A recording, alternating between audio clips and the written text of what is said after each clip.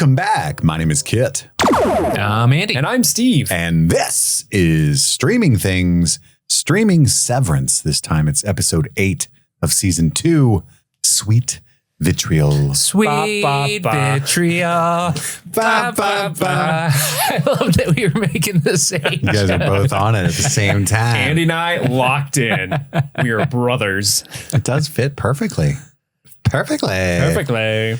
What an episode. You know, last week, I think we were collectively worried that it wasn't a bottle episode or anything. It was a lot. It was actually the most reveals to the core plot of any episode of Severance ever, maybe. Mm-hmm. But at the same time, I think we all were, I know I did, but I think we were all kind of worried that the audience would do that thing where they kind of missed the other 7 characters so much that they were a little let down by it. But I was completely wrong to predict that.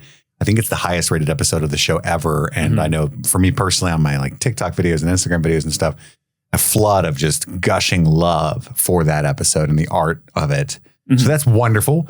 What a neat surprise. Everybody was on the same page with that. Yeah, lovely episode. We didn't get to talk about how the cinematographer of the show directed that episode, and that was her directorial debut. Oh, fun. What a great debut. What a debut. Yeah, what a debut. Incredible. I say all that to say that I really do think people are going to be pissed this time. Yeah. But I could be wrong again. You could be. Maybe. I did talk. We typically don't discuss anything about the show like off air. We want to save it. It's all the juice for the mics. Yeah. So I don't know what you're going to tell me until we turn these mics on. Right. Mm-hmm. But Andy and I, we did a boo-boo. You boo-booed? We chatted. We talked while I was at the gym. I called it because Andy gives me a good pump when we talk. You know it, dude. He's good for that. I called Andy for a good pump. And call me Andy pre-workout for something. We need to work on that nickname, but it's not catchy, but it is descriptive.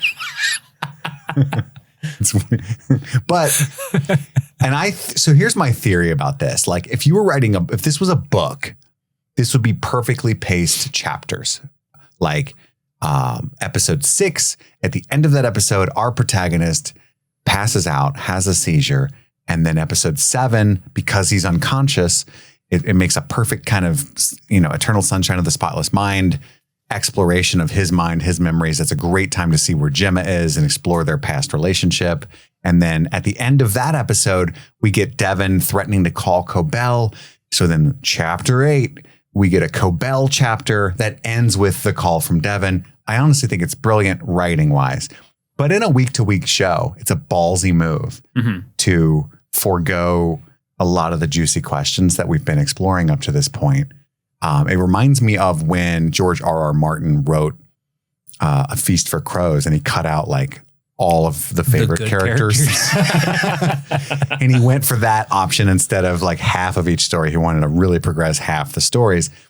Yeah. So that kind of reminds me of that. Like, cause they could have like dipped into Cobel over 7 and 8 and kind of, but hey, I don't know. I say all that to say, I think I have a lot of fear. There's going to be a lot of what the fuck this week, but I am curious to see what you guys feel about this. So that's a nice little teaser. And I'm setting you guys up. I'm addressing these questions. Nice little Apple teaser. I want you to answer them, and they will be answered soon. We're going to give our overall thoughts on the episode, and then a scene-by-scene, play-by-play recap, and then we'll cap it all off with our Kier's 3 mandates, our top 3 favorite moments of the episode. And then we're going to nominate our Waffle Party recipient of this week. Who's going to get the Waffle Party for the best performance? We got the syrup heating up. And we're going to give it to somebody, but we don't know who yet. Over there on patreon.com/streaming things at a variety of tiers, you can support the show and get access to ad-free versions of these episodes, this and Yellow Jackets, but also our coverage of Game of Thrones, Arcane seasons 1 and 2, which just wrapped up. And then we're starting a rewatch of Midnight Mass, a popular Netflix show. For that. So excited. That I Take have me to church. Mysterious feelings on. I won't reveal them until you listen to the episode. So Mysterious. Just like the work. Yeah. Not important maybe, but mysterious. They're important to me. Yeah. But also we just covered Equilibrium and fun episode. Yeah, we've got a training day going on over there. And then March, our poll is Women's History Month themed. There's that vote is currently just going in hot right now. It's rocking. If you want to celebrate democracy, you can become a member and vote on that. So guys, with that all being said, business wise, what are your overall thoughts on episode 8, Sweet Vitriol, Andy? So I think that this episode is revelatory at the end. Up to that point, I think that it is pretty plotting. I think that it feels like a B story for a much longer and frankly more interesting episode. I love Patricia Arquette. I'm glad that she's back. I've been missing her for these episodes where she's been gone. They said goodbye, Miss Cobel, after episode 2, and they meant it because she hadn't been around, and I'm glad to have her back. But I think that the problem with this episode, and I agree with you that like plotting wise, it makes sense, right? But with the mystery that this show hinges upon and her being so ingrained into the mystery, the foundational aspects of this mystery, it feels like a plot that is being told to me in a language that I don't speak very well. So there was a lot of like, oh, who's that person? And who's that person? And they're talking about things that I don't know anything about. And I don't really know anything about her to begin with, other than like she was a manager and she has like a kind of unhealthy obsession with one of her employees. Oh, Mark.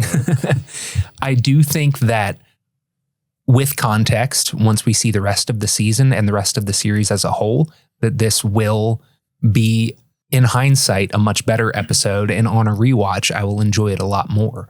But on a first viewing, it being what it is, I'm a little disappointed because, like you said, this is the second episode where they have left out the meat of their characters, the meat of the story, I shouldn't say the meat of the story because obviously that Miss Casey and now Miss Cobel, they are, pivotal characters, but they've left out the core 4 for 2 episodes now, which is a pretty bold thing to do.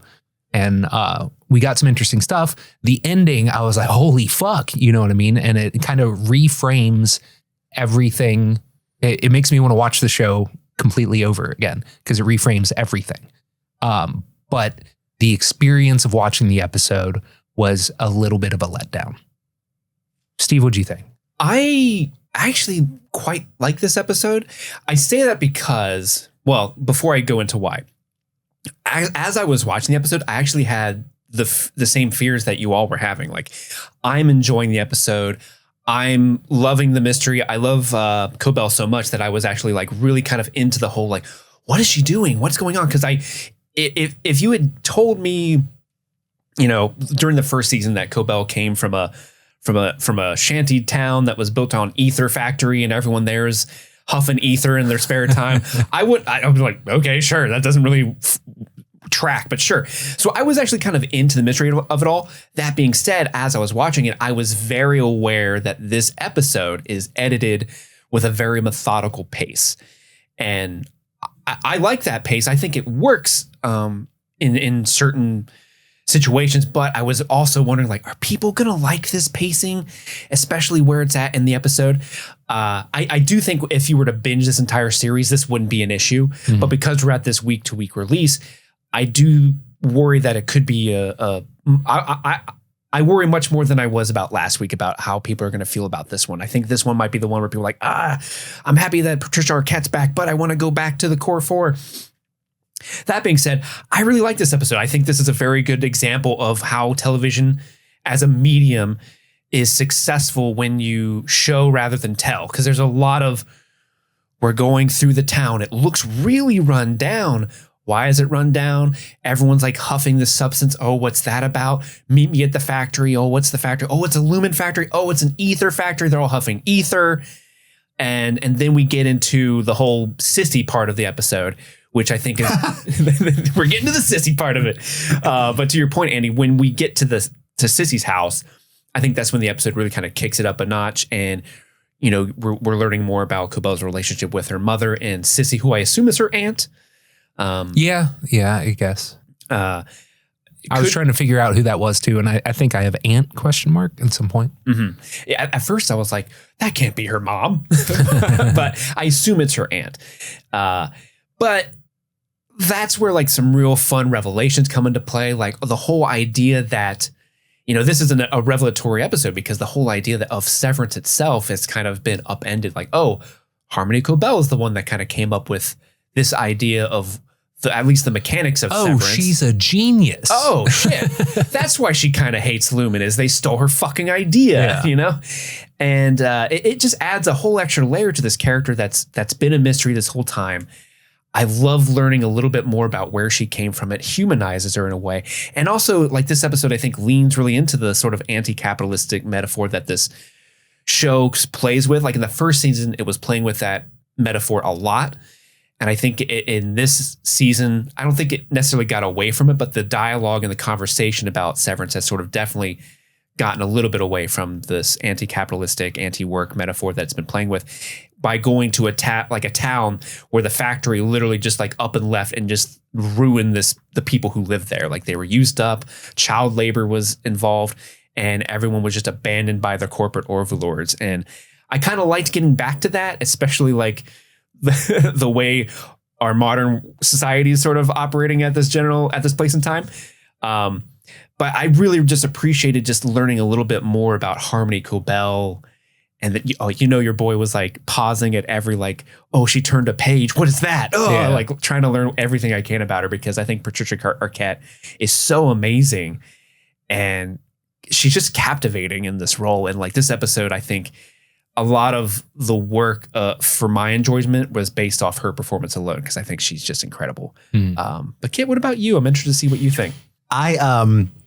I'm kind of between you guys. Like it wasn't a miserable experience. I think Patricia Arquette is a phenomenal actress, and I don't think Andy's saying otherwise either. Oh, I don't think you're saying that either. Yeah, a great character that we have missed for 5 episodes now. And I do, again, I just think as a writer, if I could imagine being a writer, I think this is the obvious thing to do in retrospect, because I remember saying, I said it publicly, at least in my videos. I don't know if I said it on the pod. I bet I did. That somewhere around the end of episode 6, I was like, I can't believe we have 4 left and we got so far in this story this season. That's great.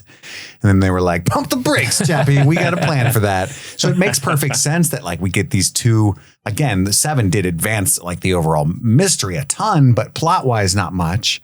Like as far as what the characters we're used to, we're progressing toward. And then we get this huge step aside on episode 8. And now we got the penultimate and a finale to like take it home with new information. But yeah, like it's a little bit, where's Dylan? What's going on? Where's Dylan G? Yeah. Oh, he's making out with Gretchen, I'm sure. I hope. Yeah. But I also felt pretty satisfied during this, because on the pod, we get nothing but love and respect for the most part. But in the other areas where I'm at, I'm battling on the front lines of terrible conspiracy theories about the show. And sometimes people are pretty angry that I shoot down certain things. And I this week I chose to fight the theory that Devin is some sort of Lumon agent. Oh, yeah. That one was popping up a lot this week. Because of her willingness to call Cobel so quickly, and how she treated Ragabi and stuff like that. And, and then a lot of people were like, pump the brakes on that. I'm not saying she's a Lumon agent. I'm saying she's a typical hipster white woman who looks down on Ragabi because she's a woman of color. And I'm not the right person to speak on that either. But I will say, I don't think that was intended, because who would trust some stranger that's next to your like bleeding unconscious brother over literally anybody? You know what I mean? Yeah. Like, I don't think it has anything to do with that. It's just she's panicking because her brother's looking like he's about to die. Right. So anyway, I said all that, like, I think that's fucking ridiculous and it's dumb. And the reason that would surprise you is not because it's a good twist. It's because it's dumb. And I said it in more words than that. But then I started to think some of their arguments aren't too bad. Like how you code innies with blue and outies with red. They do that somewhat throughout the series. And Devin wears a lot of blue. And he does refer to her as Persephone as a nickname at one point. Have you seen this, Steve? And of course, that Greek story, I was like, oh, fuck, Persephone having to live in hell. Yeah. And so there is a possibility that she was severed at one point and doesn't know it. So anyway, but throughout this episode, the way that it ends, it kind of seems like a straight up Devin just reached out for help. This is their way to humanize Cobel, for her to join the Avengers. And what a weapon if she invented Severance and she's on that team now. And that kind of retroactively explains why she's been kind of like, oh, what's Ragabi up to? Because in her mind, she's fucking with the thing she created that she doesn't necessarily fully understand. Ragabi. This fucking amateur over here. Yeah. And it also explains why she was more curious as a scientist when the idea of reintegration came up. Yeah. And like why the board was so shut down, like that's not possible. And she's like, well, it might be. It might be. You should listen to me more. I invented it, Yeah. Ragabi might be up to something. Honestly, I love this twist because, like you said, we brought it back home a little bit with the critique, the satire of capitalism, with the child labor and the way this town looks. I forget the name of the town. I did write it down. Something Salt's Neck. Salt's Neck. That was I'm glad that popped up because I think a couple episodes ago when we saw her asleep on the side of the highway, she was going to Salt's Neck. I'm like, guys, I tried looking it up on Google. It's not a real place. Oh, because they made it up for the show. Cool. Yeah, okay, we're actually going there. Neat. She was headed there. They brought it back to the satire of capitalism with that stuff. But also a corporation taking a woman's idea and passing it off. Oh, as their absolutely. own, right? Yeah, that's totally true. I love that. But I found something while you were talking that I thought was interesting. As somebody who used to get high a lot, I was intrigued. I was never a huffer per se. This episode does feature one of my favorite examples of you want to get high For sure. Towley? Towley's been severed. Tally's from Salt's Neck, apparently. I wasn't super into huffing. I did my fair share of whippets for sure. Whippet. One time I did so many whippets that I couldn't order it at Skyline. I had to just point at and I thought I was stuck like that forever. Oh no. Yeah. It was like we would fill the balloons with a can and then we would Andy was there. Yeah. And Good time. we were watching that 70s I thought I was show. dying. Remember the theme song would go Hanging there. but it was like wah wah wah wah wah wah wah wah wah wah wah. That was how it sounded. Anyway, so I thought, let me look up some ether. Is this ether factor? I can't believe I never thought to do that before. Maybe this has been revealed before. I'm not sure because everybody talked about ether for a long time. Do you know what in the 19th century what it was called when you got high on ether, or what Medicine. people were called? It did have recreational use, and it was Really? called something. Have you guys looked at this at all? Is this new? Am I dropping bombs right now? You're dropping a bomb on me. I haven't looked this up. Polly Pockets. One who was high on ether or engaging in the recreational use. It was the enterprise was called the Ether Frolics. Oh, okay. Shit. And frolics were also referred to as people who recreationally sold ether. Yeah. So Sissy shouldn't have said, you've brought woe into my house. She should have pointed at Hampton and said, you've brought frolic into my house. You brought frolic up in here. Want to get high? Sissy, you know you want to, Sissy. I got a nice cloth of frolic. Want to get high and fuck all night like we used to, Sissy? That's Melody to Funky Town. Sorry. Yeah, I just that's thought that's got to interesting. be something. That's got to be something. I like that. And they started doing this right around the time that Kier Egan was in that factory in the late 19th century. Woe So is heroin, malice is meth. What else we got? Frolics ether. Yeah. Dread? No. What's dread? Oxycontin. I don't know. Yeah, seriously. That sounds about right. But any hoozle, you guys ready to get in? Let's do it. You got something else? Before we get in, I just want to touch on something just because I don't know how we could even bring this up throughout the recap. But you know how last episode there was a lot of numbers and The numbers. like Drainsville, a list of screens that were popped up.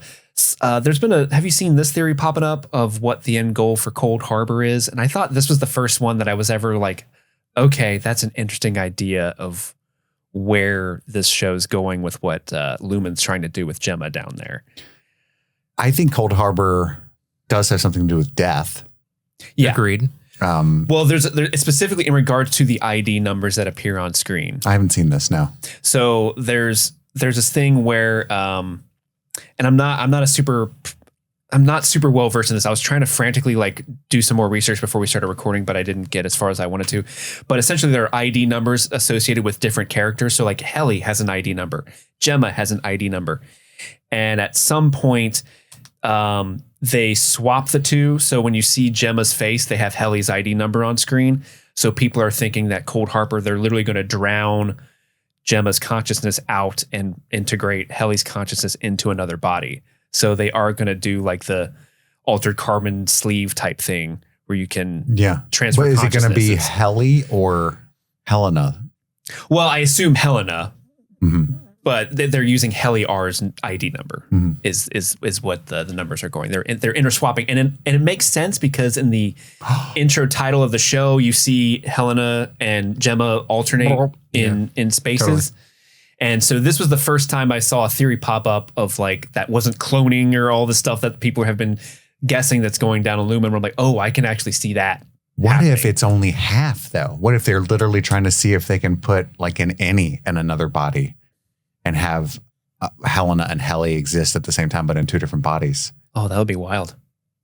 I don't see how that helps people though, or how that's like a technology that they can make money from. Oh, well, you train somebody to be a genius scientist and you basically have them saved on a hard drive, and then you can put 50 of them into a bunch of fucking dum-dums bodies and then be like, all right, we have 1 million Einsteins, go fucking build a nuke, because obviously they're not going to cure cancer or anything. But Guys, the new Einstein just dropped. Do the firmware update on your brain. Or like, you know, create a super soldier. But that doesn't make sense for the rest of the experiments down there. Yeah. I mean, the idea that they were experimenting on whether or not you could sever somebody infinite amount of times and have every unpleasant task in daily life experienced by only an any. That's something you could sell. You know, that makes sense. Like, hey, you never have to ride on a plane again. You never have to go to the dentist again. You never have to go write Christmas cards again. You never have to spend Christmas with your family again. That's miserable, right? You could do this. it's going to come down to super soldiers, right? Beehive. It all comes down to super soldiers. Beehive. But yeah, so I'd like the idea as the ultimate goal of Lumon. Or maybe that's just a separate goal of theirs for their cult, but they are going to sell the other stuff. I don't know. Yeah. But I do love the new, I do like this idea that they want to download an any into another body and leave the outie still intact. That'd be neat. A lot of interesting stuff they could go down. I just wanted to mention that briefly because we talked a lot about the numbers.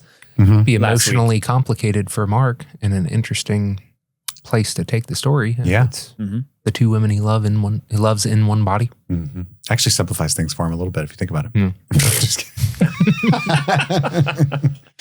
JK. As long as it ends up being nothing about Helly being pregnant or Devin being evil, I'll be happy. Yeah. And gloat.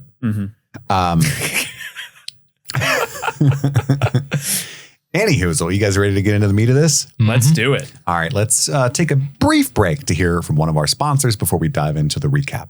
And we're back for the recap of Sweet Vitriol, which is described by Apple TV Plus thusly. A Lumon loyalist faces old demons while searching for a missing item. One ring to rule them all. No, sorry, wrong franchise. Sorry. Where's the precious sissy? We get some ocean type shit. Gorgeous shot of this cold harbor. Waves crashing, gulls squawking, everything you want in an island town. Yeah. I said, sure looks like a cold harbor to me. Right? And then this car drives like the end of the theatrical version of Blade Runner style along this long ocean road. Great fucking drone shot. Oh, yeah. Beautiful Very scenery. pretty. I love the score is, I guess Harmony Cobel's like character score for the show is a piano version of the Kier song. Kier, chosen one, Kier. Like that kind of, those little notes kind of come out. Yeah. And she enters Salt's neck and it's Cobel. And we see this Alexander Supertramp type guy. It reminded me of him because remember he died in the snow in like an old bus, but he wasn't huffing. He should have been. Yeah, he just ate like mushrooms or something. that Super apple. Fucked him up. Yeah. That guy's over there just getting high. While I she's thought brushing he her was having a teeth. panic attack and was just like breathing into a bag. Yeah, like on an airplane. You know, Yeah. This No, bus isn't working, man. can't fix it. Oh, jeez. I thought it looked like John Voight at one point, and I was like, "That's probably just actually John Voight." Just wandered in the He's set. They're like, accidentally in keep the rolling. shot. Yeah, Keep rolling. where's my daughter? I was in Megalopolis. I cracked up when she just littered, but in the most like punctuated way where she like finishes brushing her teeth, has that giant liter of water. It's not even fully empty, spits it out and just like just chucks it against the wall. Fuck this town. She probably realized it was Dasani. Oh, that's true. Ew. It's a fucking improvement on this place. This is worse than dying of thirst. And on my note, is he huffing? Yes. Yes, he is. Mm-hmm. And Devin is calling her when she gets back in the car and she does not answer. And we cut to an old woman. We find out her name is Rose with an oxygen tube. Rose. She's in the diner on oxygen. The Drippy Pot Cafe, my guy. Is that what it's called? Yeah. Mm-hmm. And there's an old man over there talking about how old Dutch Stevens' kid flipped a snowplow. What a dumbass. Oh, Dutch Stevens. How do you even do that? Apple doesn't fall far from the gutter. That's how. Oh, he doesn't like Dutch Stevens or his fucking kid. I'll tell you what, though. Here's some free ether.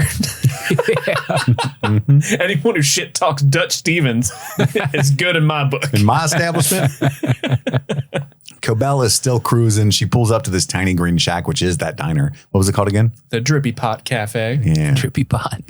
And this town is older than I remember. Frailer is what she says to Hampton. He's like, well, yeah, it's been 30 years and we're not doing great economically speaking. Market readjustment from a few years ago and the fluctuating interest rates. There was a retrenchment of some of the core infrastructure investments. I feel like we needed Margot Robbie in a bathtub to explain what he's saying. Oh, for sure. It was definitely some big short shit. Actually, no. We need this guy in a bathtub explaining what he's saying. Let me go get in a bathtub and explain what I'm saying. Oh, follow me. I just love the reason why Patricia Arquette is so amazing is she has some of the wildest dialogue ever because of just the way that they've written that character to speak. And so just her like, Harmony Cobel, well, flip my toboggan. I'm just like, we're back, baby. I fucking She's love that back. line. I love her. It's mocking because it's a cold town, right? They wear a lot of toboggans, beanies, I would say. But hey, it's Harmony Cobel. Isn't a toboggan a sled? The toboggan is the hat, isn't it? I don't know. You might be right, guys Steve. Are making me question. I was everything. raised I thought very a toboggan poor. was a hat. I was raised very poor, and my mom. Toboggan, it's both. Oh, okay. Thank God. Both. It's both. I was like, I'm dumb as shit, and I blame my mother who always called them toboggans. Yeah. The sled is that Don't sled forget your sled, honey. that's like a straight sled, but then has a little curl at the front of it. Yeah, like your these classic guys. Christmas sled. Like Rosebud. Yeah, yeah. Is Rosebud a toboggan? Sure. I'm not up to date on my Citizen Kane. I thought it was a sled, but now we know. Let's not get too in the weeds here. A scooter is a sailboat. And she tells Hampton, and there's a lot of tension in their interaction here. At first, he doesn't even want her, this is for paying customers only. He clocks her walking in, and he's just like, "Oh, my day just got way I sell worse. coffee and drugs. Which one you want? You need to buy one of them to get a table. I can't mix them though." Frank, he buys both, and if you shit talk Dutch Stevens, you can sit here. That's my rule. Coffee's for people who shit talk Dutch Stevens. Because fuck him. And she's like, That fine, gutter then buy me trash. a coffee. And so we immediately know that they're close. They're close, exactly. Even though there's some tension here, there's some fondness too, because he's willing to buy her a coffee immediately. She says, I need a favor, but not here. Meet me at the factory. Dot, close up for me. Okay. I'm going to go hang out at the old factory. It's 12 o'clock. When do we close? Whenever the fuck I say so, Dot. I'm not coming back. Dot, look around. The rush hour's done. Rose and that guy are done with their meals. No one else is coming in. That's right. We see as she's driving through the town, there's like an old barn looking building. It's red. That's why I said that. But it's got Lumon on it all faded. And I was like, oh shit. Oh shit. This is a Lumen town. And then the Lumon old ghost factory town. itself has the giant Lumon logo as well. Did you get the impression that this is the factory that Kier worked in? Because she mentioned Imogene or whatever, however she pronounces it. Yeah, she says Imogene, which I thought was weird. But I took it as it's not the same factory, but it's just a ether factory. So they started with a franchise of ether factories. Yeah. Franchise everything out first. They were just selling anesthesia around the world. Right. Interesting. My pleasure. A little Chick-fil-A of ether. At this point, this is a side story, a non sequitur. But at this point, I was getting so mad because my iPad, where I take my notes on, kept autocorrecting ether to either. And so I'm like, they're arriving at the either factory. I'm like, they don't factor eithers, my guy. It's ether. It's a real word. Stop correcting real words. I know. It drives me nuts. Well, Hampton's upset with her. He says, you know how fucked it is to ask me to come here?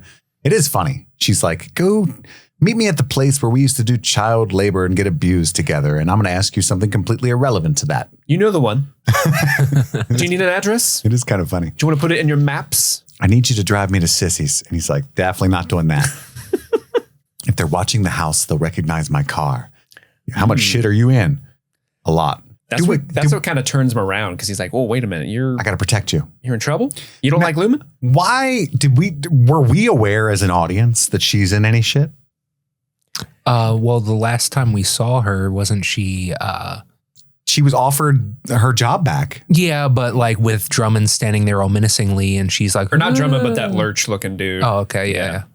She seemed like I took it that she thought she was in danger because she. Oh, really? She got freaked out. They were going to kill her if she said yes, and so she left. Kill her or something. Yeah. Whatever they do. Mm-hmm. Put her in a room and make her go to the dentist every day. You're never going to see Mark Scout ever again. No. She still lives by the 9. She's a fucking pariah here. The 9. So this whole town hates Lumon except Sissy, which is why they hate Sissy, right? Or at least that's what we gather. Yeah. She's a company lady. What's the 9 again? It's the 4. Vision, verve, wit, cheer, humility, benevolence, nimbleness, probity, and wild. Probity. A lot of people are anti-bitty. I'm pro-bitty. I love tig old bitty. That's funny. Hampton's he's high. Leave him alone. He just keeps saying bitty.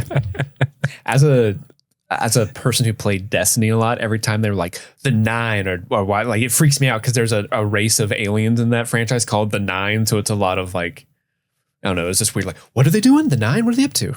Well, you didn't think I of thought Lord I of the defeated Rings? them. Well, yeah, not that too. Yeah. Yeah. But no. He thought of Destiny 2. Give me the 9. He likes space, man. I like space. You know he loves space. You know what's better than wizards? Wizards in space. Sucking souls in space, my 2 favorite things. Oh my. If you haven't listened to the Harry Potter coverage, you're pretty weirded out right now. But yeah, he's like, that's crazy. I'm not going to Sissy's house. And she's like, no, old colleagues lift each other up. And he's like, colleagues? We can't be colleagues from being forced into child labor together. Technically, we were are. chums once. We were chummy. Yeah, like Since you got them biddies, I say yes. Because I'm pro biddy. That's the one of the 9 I like. But yeah, he says that they met each other through child labor, and at that point, I'm like, child labor. What does that mean? Like, well, we've seen Miss Huang. Now we know. Yeah, they're all about that. Yeah, she says like, I can smell the ether on your breath. Pathetic. Yeah, you stupid. Never get high on your own supply, Hampton. What'd I teach you on these streets? I love this line though that she dishes out on him. She says like, I will not be the punching dummy for your resentments. And that gets him. He's like, you're right. I need therapy, not ether. You're right. Man would rather huff than go to therapy. That's Hop in my truck. It was either this or start a podcast. And Amazon don't deliver equipment up here. So ether was the better choice of those two. But she's lying in the truck bed in the next scene. He's taking her out to Sissy's house. Devin calls her again. Not a good time to talk, so she ignores that as well. I wish he would have texted like in truck, call back later. He's higher than a bearded vulture. Don't let him near here. I've never seen a bearded vulture, but they do get high, I hear. Higher than giraffe pussy is the phrase they use around these parts. I'm just saying. You could also use higher than gas prices. I like that. But if you want to really crush at the party, you use the first one. Higher than giraffe pussy. Yeah. All right. Think about it. It's up there. You know, now that I've taken a couple seconds and thought about it, you're right. It is up there. If Sissy had said that, she'd have been my favorite character. Yes, Sissy. But that man's higher than giraffe's pussy. But she tells Cobel, you are not welcome here. He brought that damn huff peddler on my property. And you gave him his thirst for it. That's right. That's right. And we do. I think this is the part where we see no, it's not where we see the Celestine Cobel plaque. It's later. But she goes up to what is apparently her old room. She's got that weird Furby thing in there. Oh, yeah, Furbies. I was trying to figure out what that was. I remember these. It looked vaguely familiar, like I should know what it is, but I couldn't place it. Where's my Tickle Me Elmo? And my Stretch Armstrong? Those were so good. Where are my Beanie Babies? I had the Princess Diana limited edition. Oh my God, was there really one of those? It was worth a lot of money. I bet it was. It's clearly her old room, but it's now mostly empty. We see like the Harmony height marks and stuff. She goes back downstairs angry, and we see the plaque on the wall. It says Celestine Sissy Cobel. I like how they put her nickname in there like she's a wrestler or something. World champion, welterweight. You may know Celestine better as her real name, Sissy, her stage name. But yeah, she is the quarterly striver during the fourth quarter of the year of vision for the youth apprentice matron. She was almost E of the Q, you're saying? Yeah, well, for the fourth quarter, yeah. Oh my goodness. She says she took all of her stuff and sold it to the poor. And Harmony is none That's too... a shitty thing to do. Sell it to the poor? Yeah, she not didn't give it to the poor. Sell it to the poor. I didn't even catch that. That's so funny. Hey, poors, you want this? Pay up. That's so funny.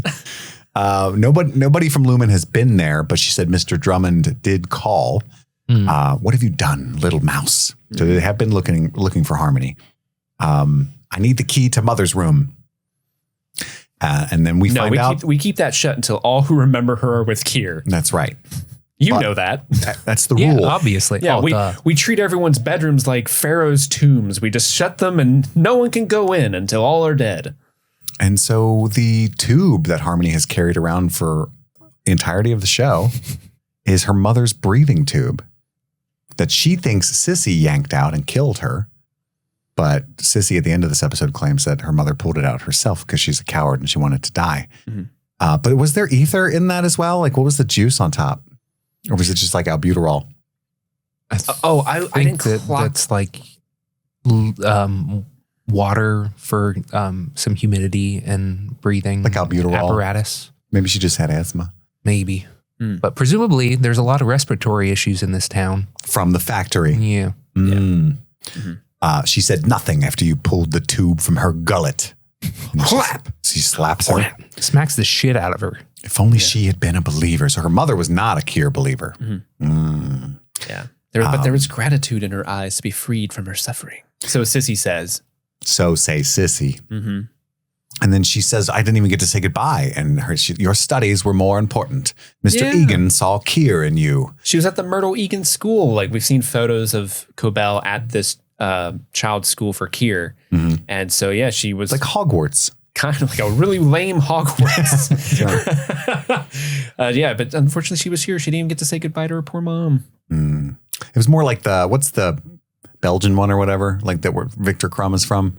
Oh, Durmstrang. Yeah, it was more like a Durmstrang. That's a total Durmstrang move. She apprenticed at the factory. She was part of Wintertide, which we've heard mentioned to Huang. And then she says, what did Drummond tell you? And she's like, I ain't no snitch. And so then she goes up to Sissy's room. I'm going to find the key. You can't catch me. You're old. The key to her mom's room. Yeah. Did you see? I'm so dumb. There's a shot where Sissy is holding what is a Kier stone. So it's like just a rock with Kier's face painted on it. I didn't clock what that was. I was trying to figure out what that was. I thought she was holding something that had the key was inside, and then she runs upstairs. I'm like, what are we doing here? Well, I think she sees the Kier stone and is like, oh, I'll go check her Kier shrine. Her shrine. Up in her room. Yeah, she's got all kinds of weird Kier shit up there. But at first, I didn't know what it was. And like the way his, like, I think it's his beard, the way it looks like a zigzaggy line.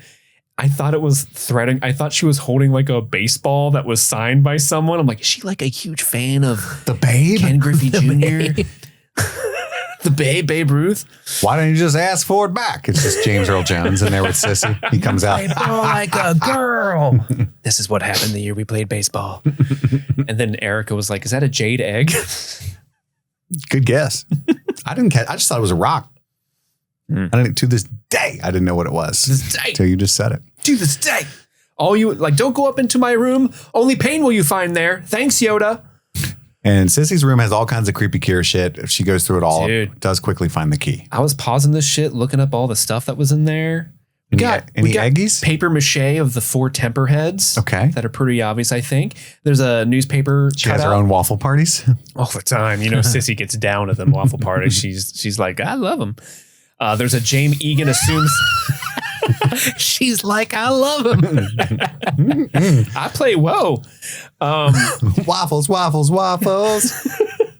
There's a newspaper headline clipping for James Egan assuming the CEO role at Lumon. There's a poster that says work-life balance, which I thought was funny. There's a little playing card for probity. So she's also probities. There are 4 Lumon blue candles. There's a Lumon Industries Miracle headline, but below it also says open the door, which I found cryptic. And what's that mean? Probably the birth of Severance, right? I assume so. There are a bunch of Ether Factory patches, like Lumon Ether Factory patches that are hung up into different places. Some of them have an eye, a running man, or a mouth on them. There's a card for cheer. There's a table with more cards for vision, verve, probity, benevolence on there. There's also I think it's a humpback whale vertebrae bone that's on top of that plate, which was kind of weird because there's also a humpback whale vertebrae in the background. It's like weird. Why she get all this humpback whale shit? But yeah, a lot of. Oh, and also when she moves Kier's photo back, there's a card that says "You must cut to be healed."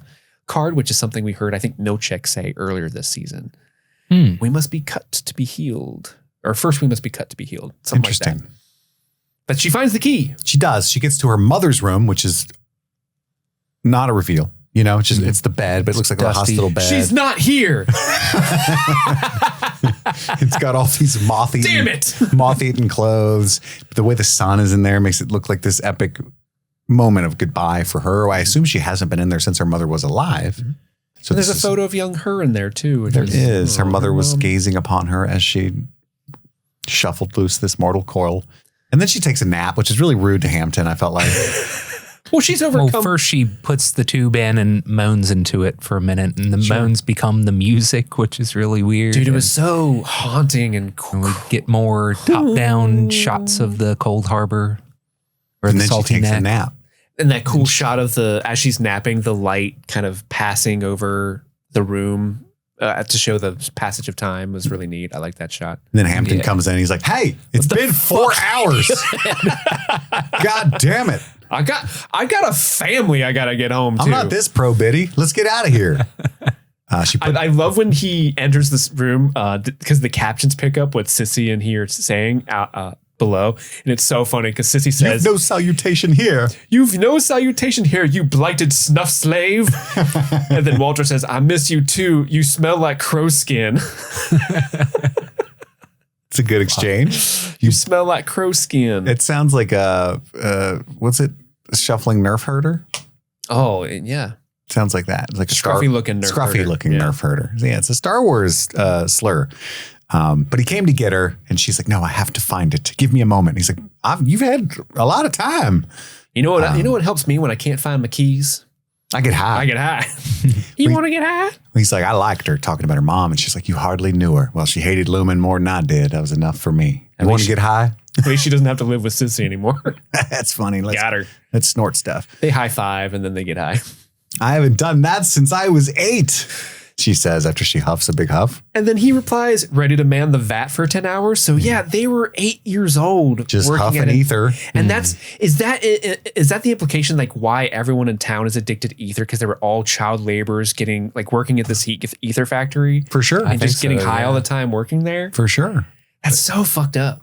And then she says, "It's shameful that you sell it." And he's like, "Well, Judgy McJudgerson." But I like a bad boy. They kiss.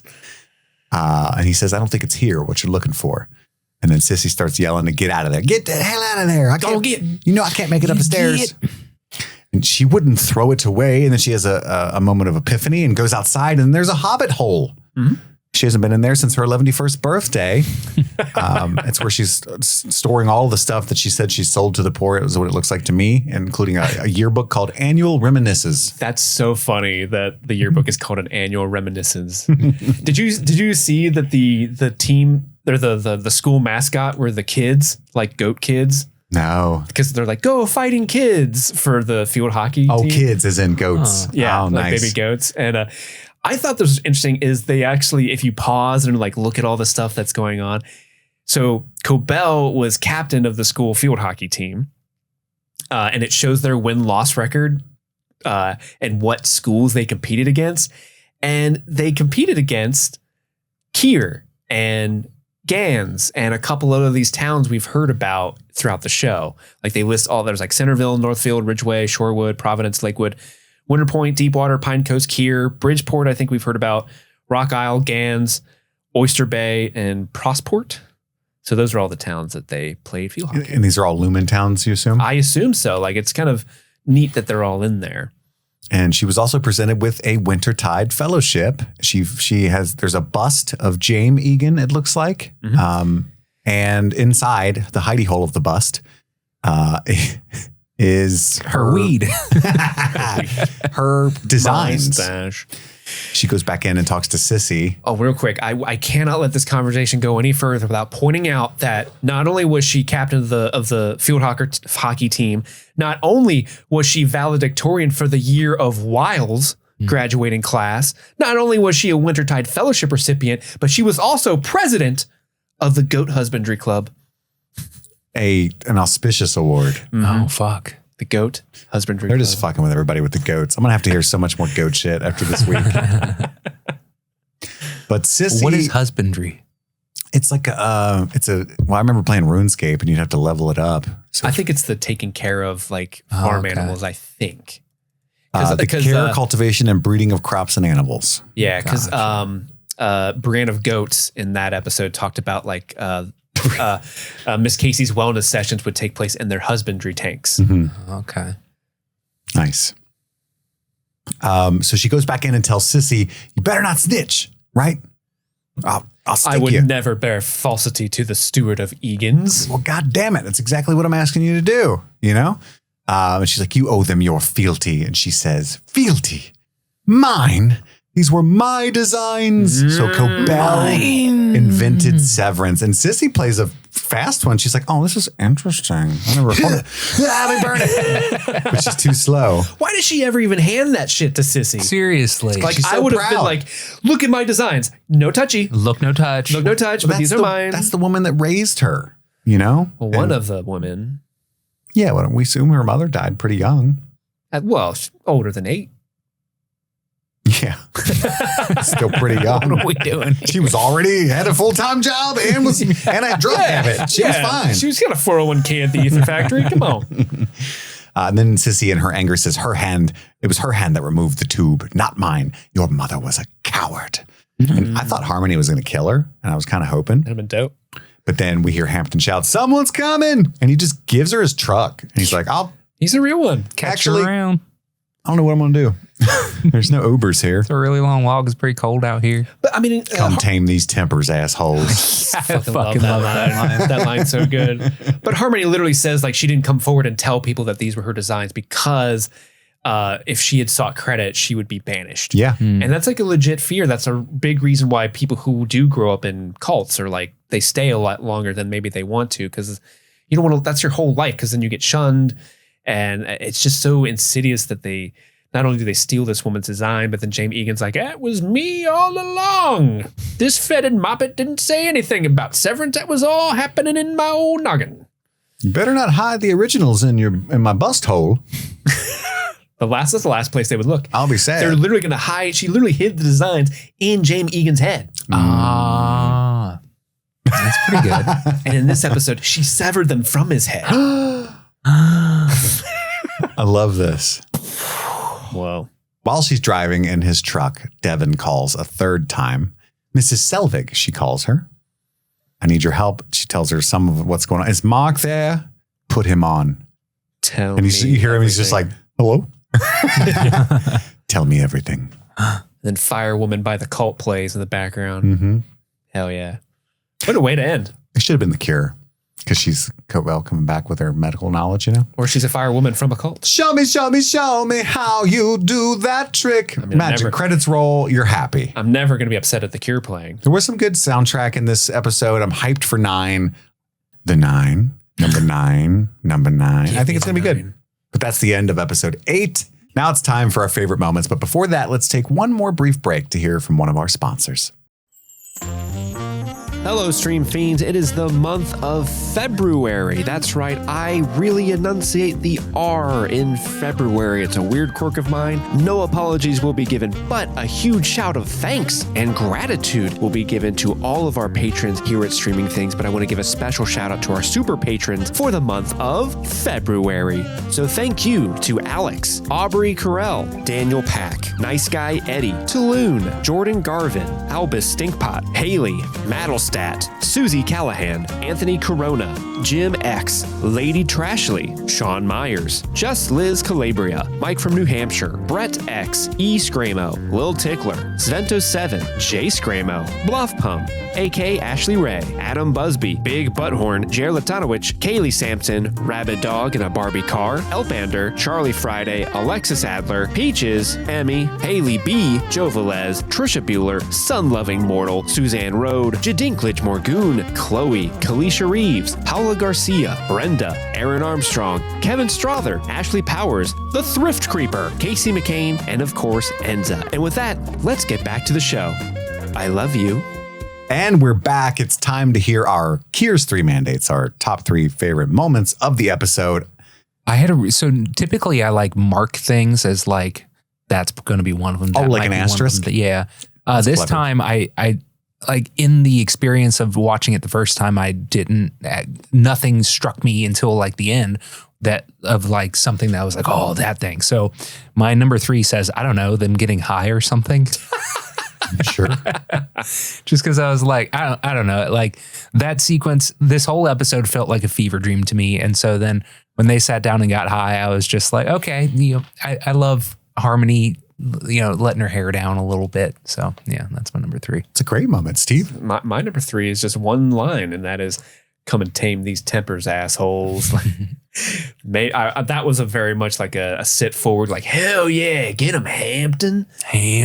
Which, did you guys notice up to that point, she never says his name until that moment in the episode. The credits refer to him as the waiter the entire episode until right then and there. So nice little reveal there. My number 3 is Andy's number 3, but it's just Hampton saying, want to get high? Want to get high? Because I'm like, fuck yeah, dude. That's it. That's my number 3. Andy, your number 2? My number 2 is the very end, the phone call from Devin and Cobel telling Mark to tell her everything because her character has been completely reframed for me.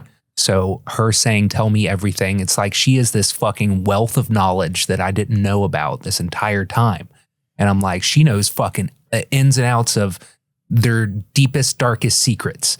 So when I got chills for some reason when she said, tell me everything. Mm-hmm. I was just like, oh my God, she joined the Avengers. And it's just fucking dope.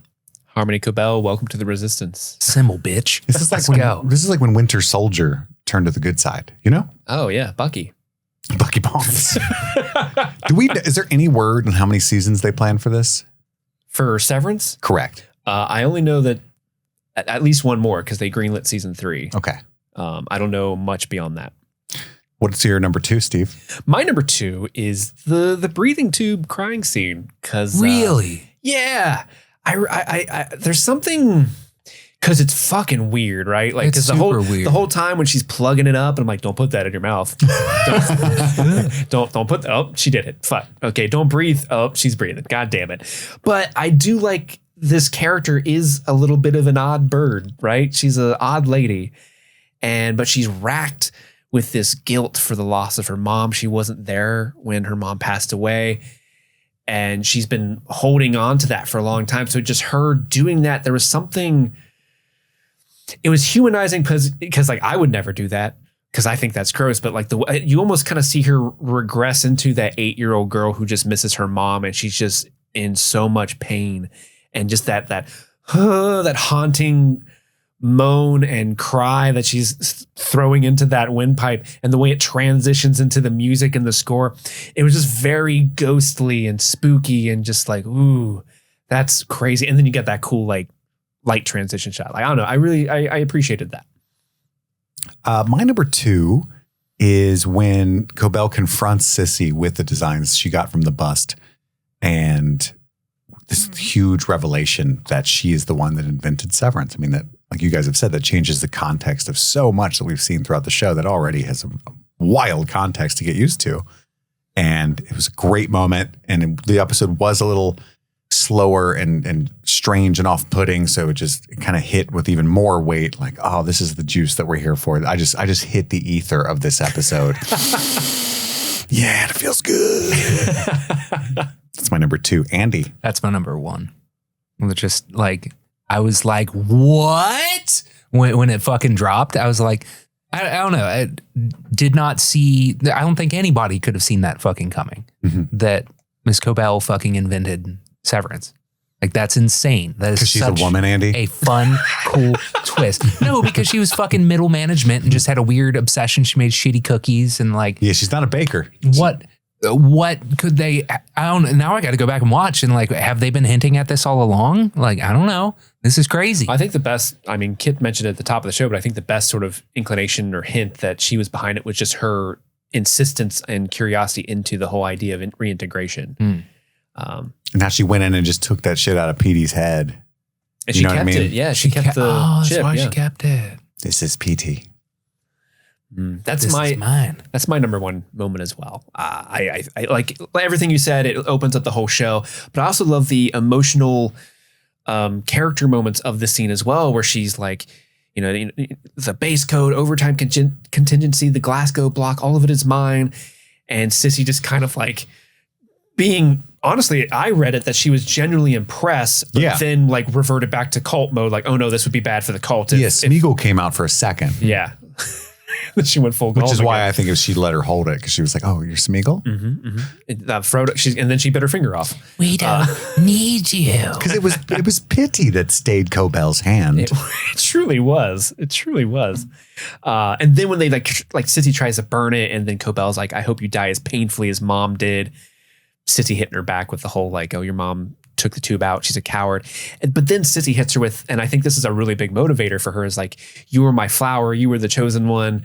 I tried to help you grow, but you're a weed, just like your mom. Like, like that, just the way. When your mom sits around the house, she sits around the house, Harmony. She's hit her with a bunch of classic your mom jokes. Yeah. What? Your mama's so dumb. What? But it's, yeah, I love that episode. It's my number 1 moment. Your mama's so cowardly, she pulled out her breathing tube. Oh, shit. You take that back. You take that back. My number 1 is when she calls Devin, or answers the call from Devin, and put Mock on, tell me, because it's so filled with promise, and it's such a great twist that it was so satisfying, because it is damning evidence against the Devin's a double agent crew. And I can't wait. I'm just going to wink. Just follow you. Just listen to your boy. Daddy's got this. I love it when Petty Kit comes out. I love the concept though of Devin's been severed all along and she just doesn't know it. Like that would be fucking wild. To what end? I don't know. It was but Devin all like- along. Yeah.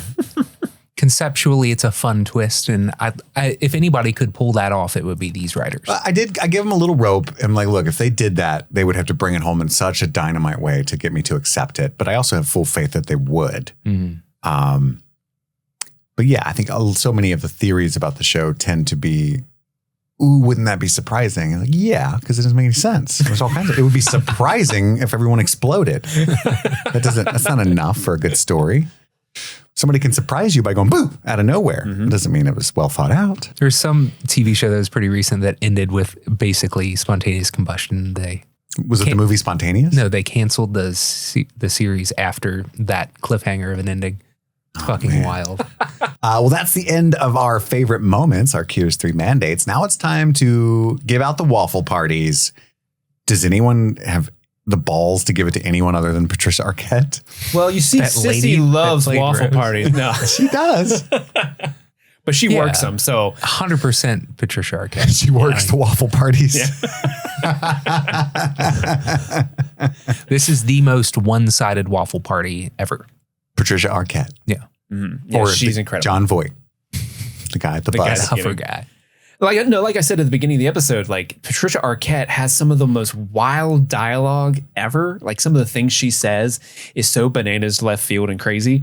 But the way she says it, and the way the way she plays the character, and the way the show is written, she can say the most bananas thing, but it hits. You're like, you get what she means, and you just kind of nod with her.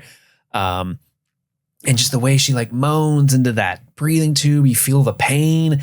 And like, even when she's getting a little high with Hampton, you're just kind of like, okay, yeah. Like I get, like, we've never met this character Hampton, but I'm sold on their past relationship because of both of them acting, honestly, but really Patricia Arquette in particular really sort of sells the relationship to the town, to Sissy, to all these things we don't know anything about going into this episode.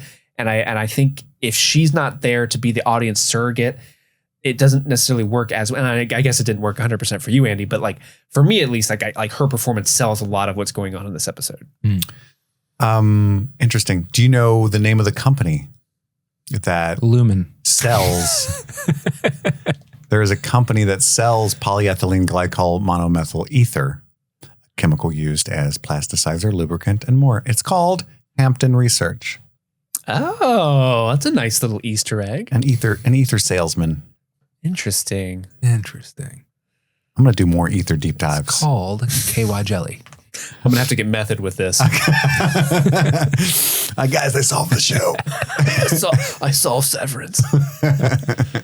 But that ends our coverage of episode 8. Tune in next week for episode 9. But don't forget about Yellow Jackets. Yeah, but also don't forget, you guys have a wellness session. Oh my goodness, I always do forget. Lay it on us. We went through a ride this episode, and I think it's only right that you two get Mine should a just wellness include session. a tanky soaked in ether. Here, And a waffle party. Here you That's go. all Here's I yours. want. Thank you. Andy, here's yours. I think it's only right that the scent we use in the Ether is scented. ether scented. Let me just put that in. Nice. Let's turn the nature sounds on. Who wants to go first this week? I'll go first. Kit, let me share with you a couple facts about your Audi, because he's a truly remarkable person. These facts should bring you great satisfaction. So just relax, stay open, smell that ether, and try to appreciate each fact equally. Are you ready? Sorry, I'm high. I'm going to assume that means yes. Kit, your Audi always remembers to turn off the stove after cooking. Your Audi instinctively knows which Tupperware lids fits each container. Your Audi never leaves a drunk coaster stuck to the bottom of their cup. Actually, like when you pick up a cup and the coaster sticks to the cup. He doesn't do that because his Andy, Audi's please so don't cool. interrupt my facts. Yeah, Audi. Or Andy. yeah, Audi, get out of here. Get out of here. Okay, your Audi can tell when a pen is about to run out of ink because he's a writer. And lastly, if you were in a sinking car, what would be scarier? Struggling to break free or sinking to the unknown depths? Sinking to the unknown depths. Oh, okay. For sure. Marking that down for the MDR people. Andy, are you ready for your wellness session? I'm so ready. All right.